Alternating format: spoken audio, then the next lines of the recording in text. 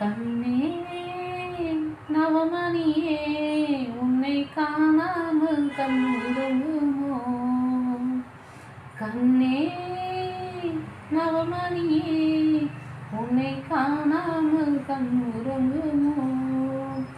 ஆயிரம் பிச்சை பூவு அது விரும்ப பூத்தாலும் வாசமுள்ள பிச்சை எனக்கு வாய்க்காத இக்காலம்.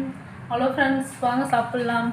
இன்றைக்கி மதியம் எங்கள் வீட்டில் என்ன சாப்பாடுன்னு பார்ப்போமா? லஞ்சு ஸ்பெஷல் எப்பவும் போல் நல்லா சூடான ஒயிட் ரைஸ், நல்லா கமன்ட்டு சுரைக்காய் போட்டு வச்ச கூட்டு, வடை,